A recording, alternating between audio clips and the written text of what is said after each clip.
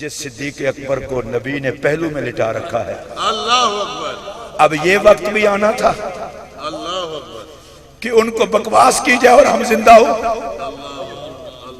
صدیق اکبر کو پیر سے جا کے تھوڑا بتانا پڑے گا، وہ تو ساتھ لیٹے ہوئے ہیں۔ وہ عرض کرتے ہوں گے یا رسول اللہ سانپ سے بھی ڈنگ میں کھاؤں، اور آج کلمے کے نام پر مسلمان کہلانے والوں سے بھی ڈنگ میں کھاؤں۔ تو حضور فرماتے ہوں گے ابو بکر ان کی بکواس نہ دیکھ، میرا ساتھ پھلانے کا انداز دیکھ۔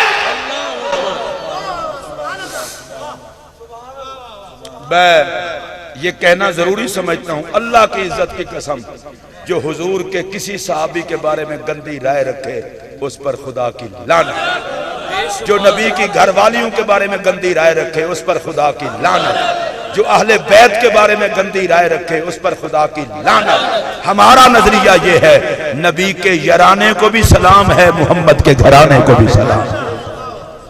اگر یہی آپ کا مزاج ہے تو کہیے سبحان اللہ۔ بس عاصم بھائی کا شکریہ ادا کرتے ہوئے، پتہ نہیں جابر بھائی بھی ادھر ہے یا نہیں،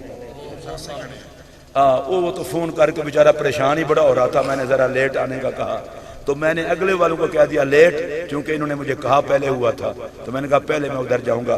میں حسین پاک کی بارگاہ میں صرف پاک حسین کو سلام نہیں کرنے لگا، وہ تو ہم روز کرتے ہیں، یہاں سے لے کر وہاں تک جو خالصتاً میرے حسین کے لیے آیا ہے میں ان سب کو سلام کرتا ہوں۔ اچھا آپ کہیں گے جی سلام کیوں کر رہا ہے؟ میں نے کہا مدینے کا تاجدار دیکھ رہا ہے، 14 صدیوں گزرنے کو ہیں، آج بھی میرے حسین کو سلوٹ یوں ہو رہا ہے۔ قتل حسین اصل میں مرگ یزید ہے، اسلام زندہ ہوتا ہے ہر کربلا کے بعد۔ نعرہ لگائیے حسینیت، حسینیت، حسینیت، حسینیت، حسینیت، حسینیت، اسلام، اسلام، پاکستان، پاکستان، فیضان حضور داتا گنج بخش۔